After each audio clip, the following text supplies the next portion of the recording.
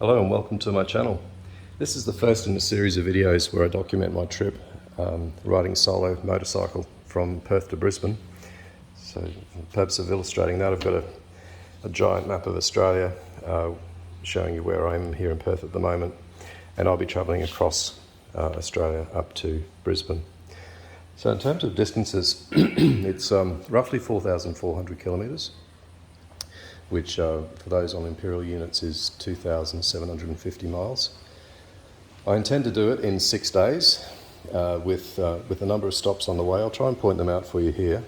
So each leg is roughly 700 kilometres.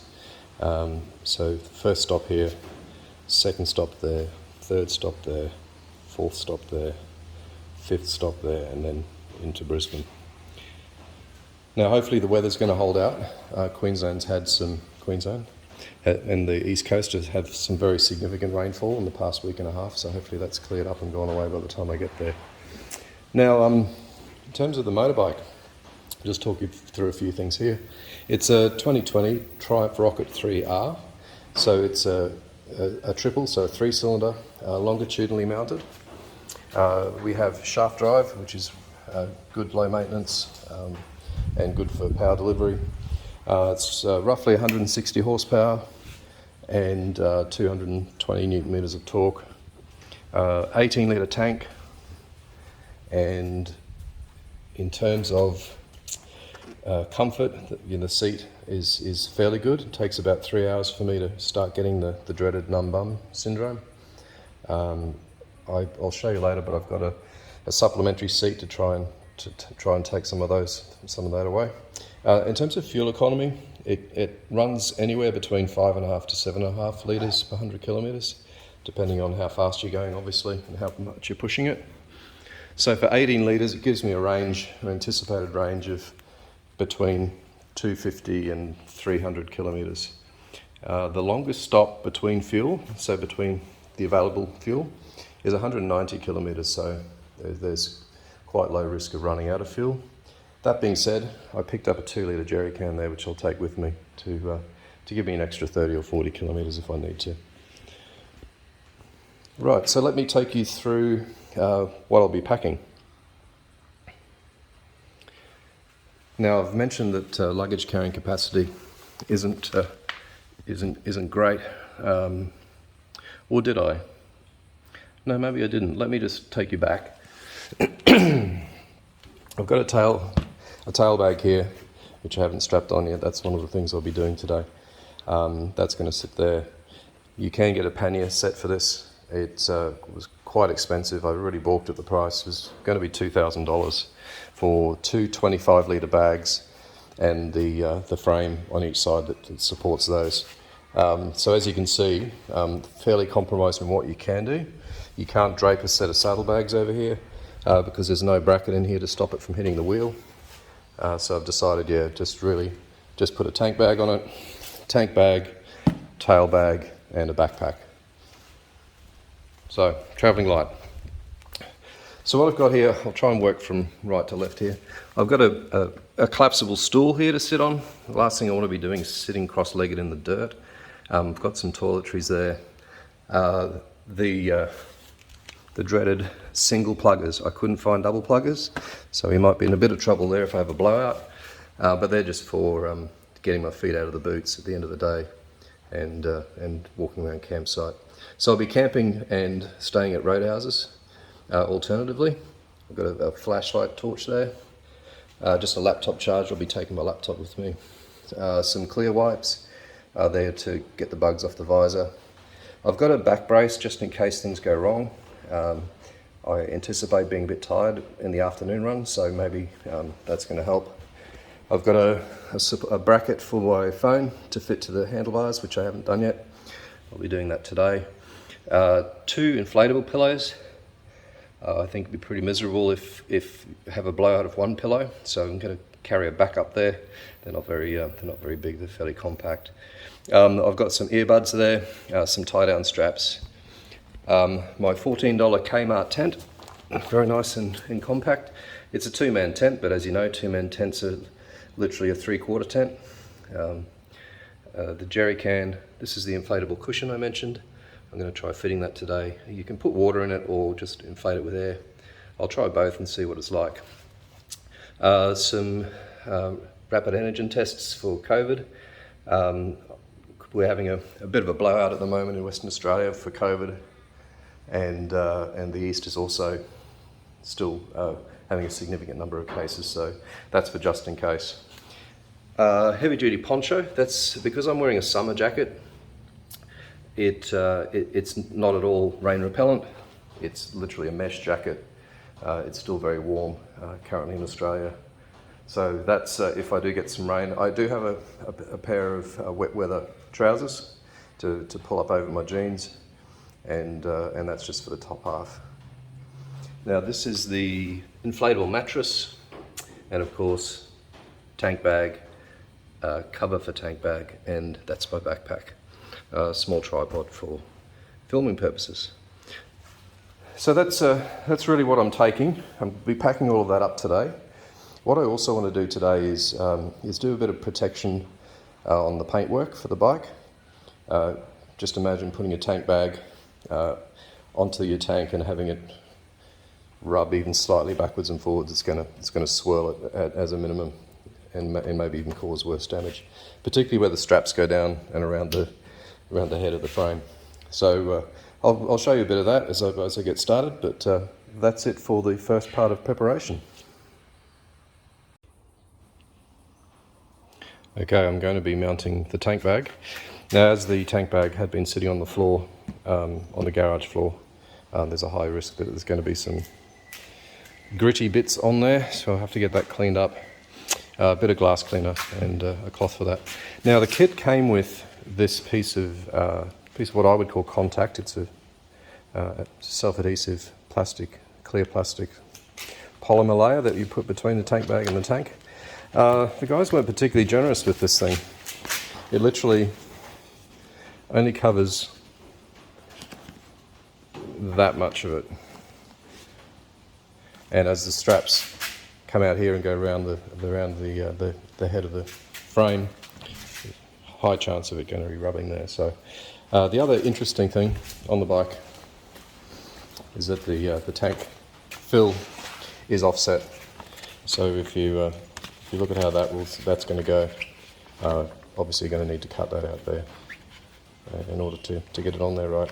So first things first, I've already washed the bike, but I'm going to give the tank another clean to make sure there's absolutely no chance that we've got some fine dust or at worst sand on there, and give the bottom of this a clean up as well, just to make 100% sure it's clean.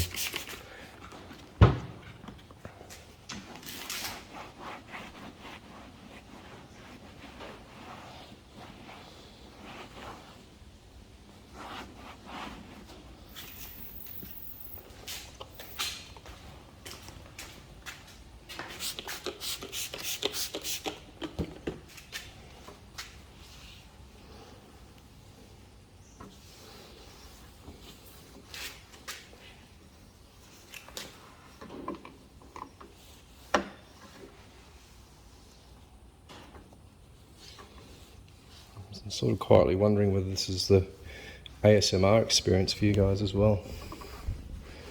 Should have put an ASMR warning on there. Some people can't tolerate it, apparently. Alright, that's good to go. I'm going to park you up in a tripod, I think, and bring you in a bit closer, and we'll get setting up to measure where it's going to sit on the tank, and therefore where that protective layer needs to go, and therefore where that cutout needs to also be. So I'll just go and set you up now. Okay, now I've progressed a couple of things here. The first is that I've got this polymer laminate, if you like, protector on the tank. What I've got yet to do is I'm going to put masking tape all down this region here and across the top here where the straps have likelihood of chafing the tank. Using masking tape, folks, not packing tape or clear sticky tape. Those tapes have some fairly nasty chemicals in them that have the potential to soften or damage the clear coat on your paint job. So masking tape all the way, even though it's probably not as hard wearing. It's much better than those other packing tapes. You'll probably see a couple of attachment points here. This is for the tank bag. These are two independent straps which are looped through the chassis under the seat, and they'll come up and click onto the tank bag. I've packed the back section. So we have the tail bag here, and tent, stool, sleeping bag with a double crisscross of these carabiner type bungee cords. So that's the back completely packed up now. So you can see there, it's very, very stable. It's not going to go anywhere. So all that's left is the masking tape job on the tank. Get the tank bag on there, and that's pretty much it for preparation. So I'm not going to take you through what it takes to do that. It's hardly the most entertaining piece of camera work. So I'll get that done, and the next time you'll see me, I'll be heading off. All right, well, the mounting of the tank bag was not the last job as I had initially thought. I do have to mount this mobile phone holder to the bike. Now it's an Amazon special, made in China, of course, but it has the benefit of doing the 3.0 charging, so inductive charging on that. So what it comes with is literally a mounting kit, some very confusing instructions, and I'm going to make the best of what I've got here. These various bits and pieces don't seem to show how they go together, especially this 3M double-sided, no single-sided rubber type stuff. Now this is the wiring that's come with it. I think the intention for most bikes is that you would mount this on the handlebars and run this loom back to your battery. But on a Triumph, luckily, I'll take you over there, we have this arrangement. So we have a socket here. It's a Merit type plug for those of you who haven't seen it before. It looks like that. It's a smaller version, if you like, of a cigarette lighter socket. So that goes in there like that. So all I literally have to do is just do that wiring up to that plug, positive on the central core, that central point, and negative to the body. So that's what I'll do now. And just another note, I've read the instructions which talk about mounting these things as follows. Put the anti-skid pad into the two parts of handlebar accessories. So what I'm going to actually do is slice this pad this way, so I end up with two pieces, and do my best to get it in these areas here, because this is going to be metal on the aluminium frame of my phone, and that's not going to go too well. Being careful not to stand the phone up this pad too much, because it won't charge if that's the case. So I'm going to do that now. I'll put you up in a tripod and bring you in. You can see me fumble my way through this. Okay, so here we have a few things laid out. I don't know that I'm going to need those instructions. You might be wondering what this is here. This is shrink wrap. What I noticed was this is not going to be terribly watertight, and so I've taken a piece of shrink wrap already and shrunk it down so that I now know that it's going to go over this outer shroud easily. So first things first, I'm going to just undo this and cut these terminals off.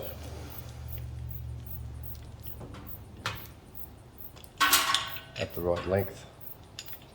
So I'll just go over to the bike now and see what that's going to be.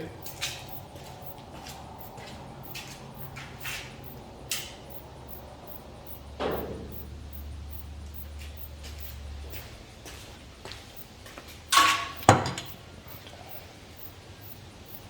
we're going to need to cut that there.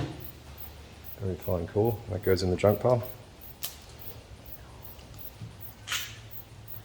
Just going to pare back this insulation.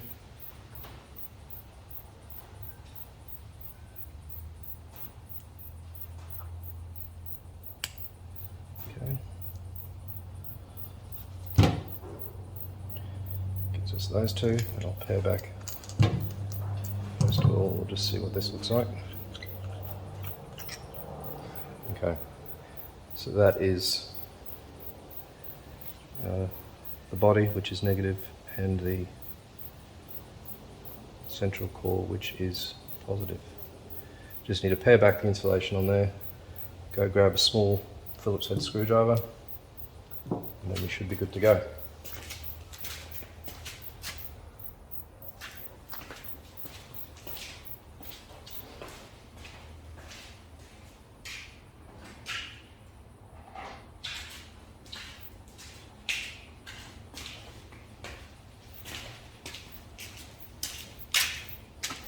All right.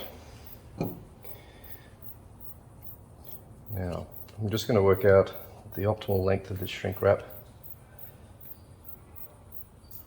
It's going to be something like that.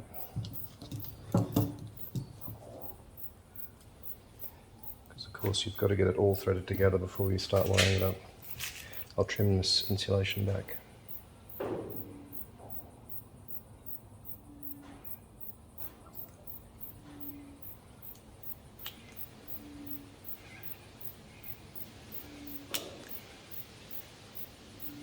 It's a fighter.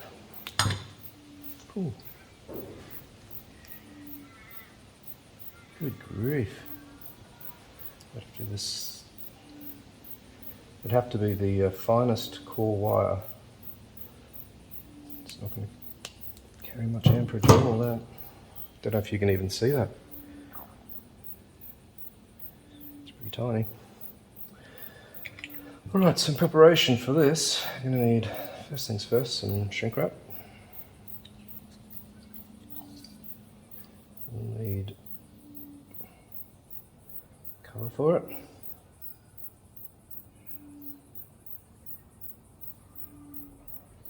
Okay. And we'll need, get this together.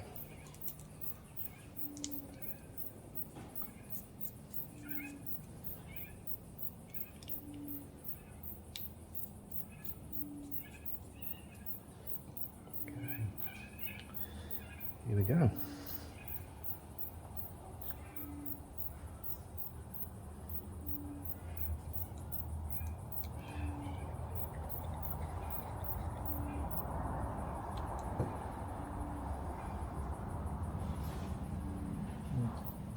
Let's see, that's not going to be ideal. Let's pull this back a bit.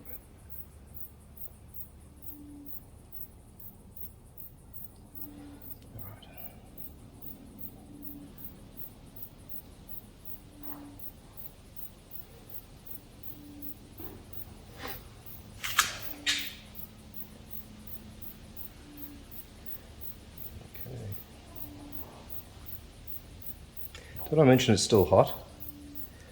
Bloody hell, it must be 40 degrees in here. It's sweating like a pig.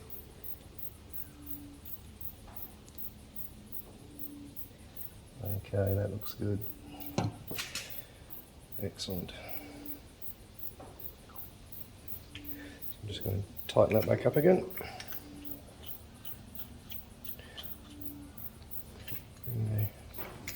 Shrink wrap down. Alright, now I just need to hit that with some heat. I'm going to come around this side.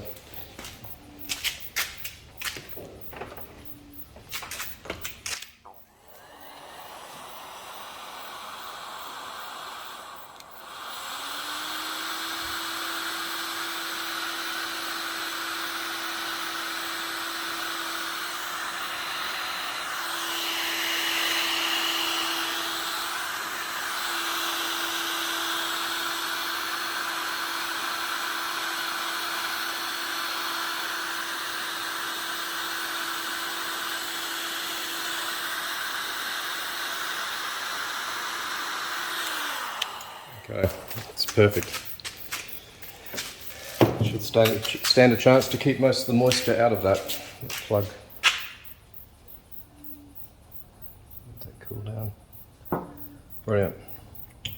So while that's cooling down, I'll work out how the rest of this situation goes. So there's a spring type arrangement. There's 3 screws to hold it together.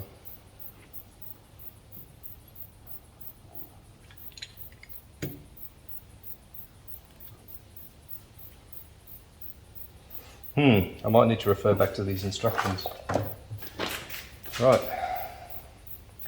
Cover the spring accessories to the screws and then insert into half of the handlebar accessories. Fix the base and handlebar accessories well and tighten them with the hexagon wrench.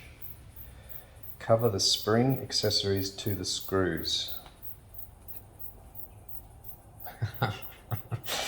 Cover the spring accessories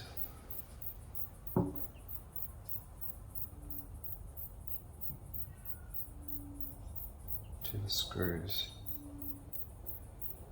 and then insert into half of the handlebar accessories. Okay, I think I've worked it out. We have a tooth part here, tooth or spline, whatever you want to call it, that slots into here. And what you want is for your screw that's in there to be held in with spring force so that it does not come apart. Now the screws are all the same length, giving it 3. So this is presumably how it goes. Drop the spring and the screw in there.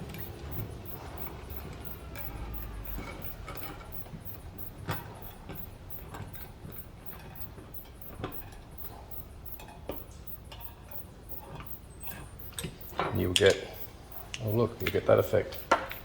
Held in by spring force. Hopefully you can see that. That's good.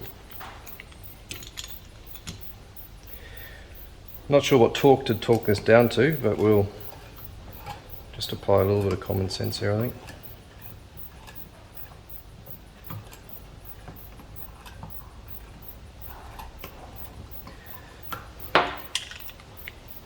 Yeah, all the way is the go. Bottoms out.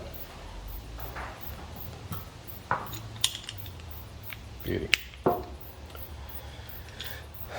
Okay. That really just leaves 2 things left. I'm not going to put you through the agony of seeing me do that, but the 2 things that are left are with one of these pieces of sticky rubber is cutting enough so that they sit in here and that the handlebar doesn't get scratched or chafed. I think I'll use the bigger one for that. And the smaller one, I've got enough material to, as I said, put in these side bits here to stop it chafing the phone. So I might just stop there and I'll come back when it's on the bike.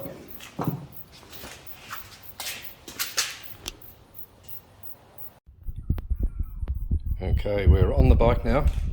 Route this under here, this one handed into the socket there. It's good. It's a good length.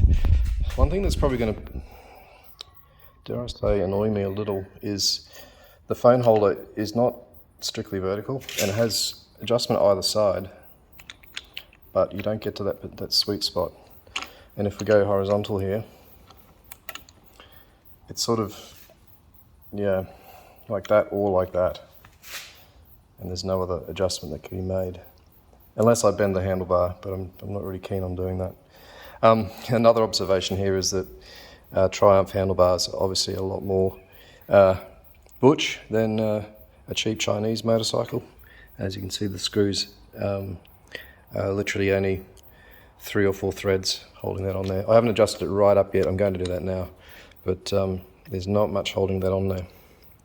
Not that I expect it to be under too much stress or strain. But that's it now, folks. I'm not going to be able to show you whether it works or not, but I'll certainly come back to you if there are any issues that need to be spoken about. All right, well that's the end of this this episode. Next episode will be the start of the journey. Today is Saturday. The journey starts on Monday. I'm thinking of getting away about 7:30, something like that. We'll see you then.